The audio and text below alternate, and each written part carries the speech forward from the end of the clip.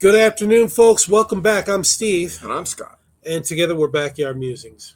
And we are in Apple Valley in the People's Republic of California, and we're talking science and technology. It's a But this is sad kind of, one. yeah, this is kind of a Sad. downer story. It is a downer. So just fair warning, if you want to cut us out right now, go ahead. I mean, it's got some good information to it, but it's It's good to know, but it's sad. yeah, it is. Nicotine-free vape liquids caused skull changes in mice fetuses. Effects appeared with safer chemical ratios used in modern products. Exposure during pregnancy to two common liquids found in e-cigarettes, even without nicotine, can affect fetal skull development, according to a new study in mice. Now, if you're a woman and you're pregnant, you're a birthing person, whatever you want to call it, mom, why would you vape? I mean, why smoke? We know that for the longest time, but why take a chance vaping when you're pregnant? You're not even allowed to take any kind of, or shouldn't, you're told you shouldn't even take any kind of cold medicine. Yeah. Or even aspirin. Yeah. Like that. So why would you do closely anything like watched? This? And it's just, and you're talking about what, 8-9 months, right? I know it's a long give time, it up, but give still, it up. But even so, I think it's for the children. It's for the children, and it goes on after that, especially if you're breastfeeding and stuff. So, yeah. But anyway, so this research was presented on June 30th, 2025 in PLOS ONE, PLOS ONE. And I want to point out PLOS ONE is an international publication that's peer reviewed. So it is. You looked that up, you did. I did. Yeah, but I didn't write it there. It would have taken a while. Yeah. But it's not just some random thing that hasn't been tested. This is trusted place. Legit, yeah. Okay. Would you like to know more? Researchers exposed pregnant mice to a mix of the liquids responsible for vaping's characteristic throat sensation and vapor. Offspring from mothers exposed to a particular ratio of these compounds were lighter at birth and showed narrower faces and shorter skulls compared to the other test groups.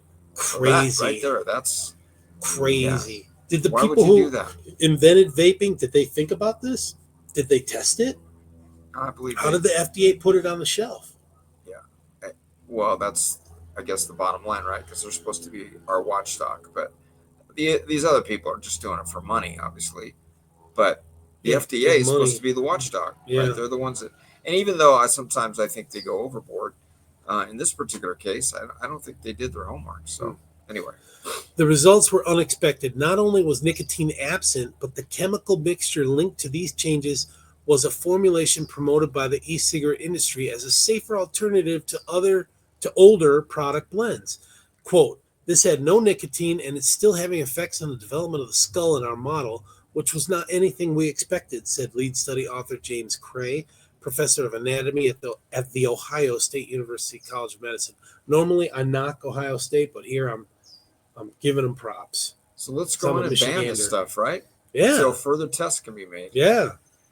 Cray's developmental biology lab has long examined how prenatal exposure to nicotine affects the development of the head and face. In a 2020 study, the team reported that nicotine delivered through breast milk caused skull abnormalities in mice.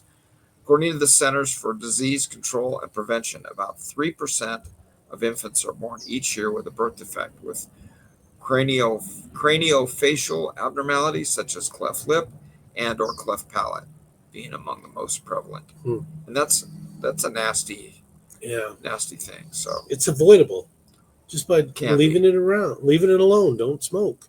Yeah. In the current research, the team aimed to develop a baseline model for comparison to animals exposed to nicotine-containing vape aerosols in utero. Pregnant mice were exposed either to filtered air or to two common e-cigarette humectants.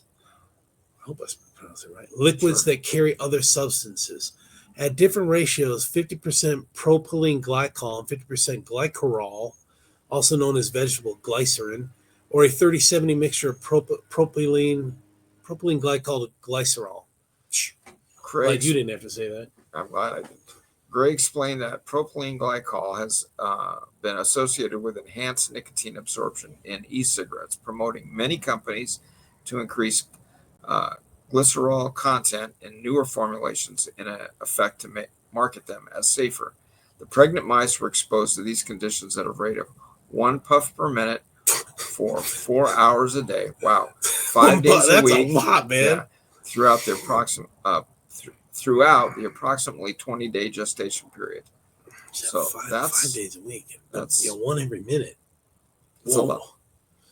The cranial width and height of a mouse pup skulls were scanned 2 weeks after birth. The analysis showed I never heard them call us pups. Yeah.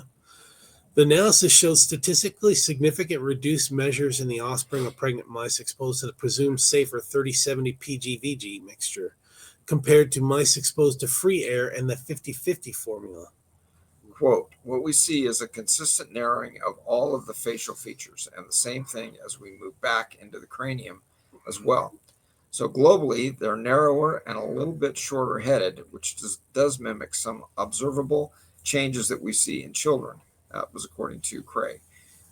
Going on with the quote, we also saw a bit of a reduction in weight. These animals were within the normal range of an animal that age, but they still weighed less. So not good, right? Not good. The findings were consistent across several litters of mice and in both biological sexes. Quote, the 50/50 mixture had no dramatic statistical changes, and that's where we were looking for the difference.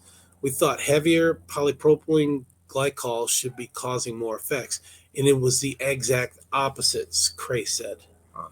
The Food and Drug Administration began regulating electronic nicotine delivery systems in 2016, but has faced legal pushback from e-cigarette companies, which prevailed in a June 20 U.S. Supreme Court ruling that, is that June 20 the day? June 20. 220, yeah. Supreme Court ruling that makes it easier to sue the FDA over effects to block products from the market. In April, the court sided with the FDA's crackdown on sweet flavored products after a major increase in teen vaping.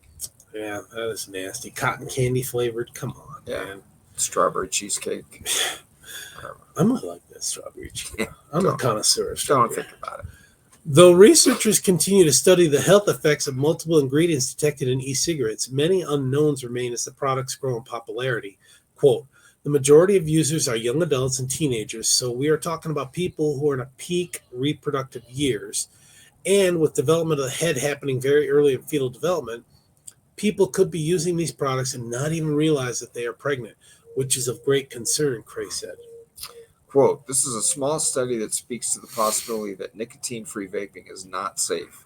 And it's a sign that we probably should study the nicotine-free products as much as we study the nicotine-laden products, unquote. I agree with that. Yeah, I didn't realize that, hey, the mother might not know that she's pregnant. It could be right after conception, you know? What are you using these things for anyway? I mean, I don't get it. I mean, is it a stimulant? Is it a relaxant? Is it I don't know. I don't know what it's for, but all I know is that every once in a while I'll see a huge puff of smoke coming out of a car or a truck, and I'm thinking, oh my gosh, is that car on fire? But nothing compared to like pipe or cigarette or cigar smoke. But I don't understand the whole concept of it. I was watching a YouTube, like just a talk show guy, and he was talking, and every so often he'd do this, and then he'd start talking, but you couldn't see what was in his hand, and I was like, is that dude vaping while he's giving his report? Wow. Yeah. Did he exhale?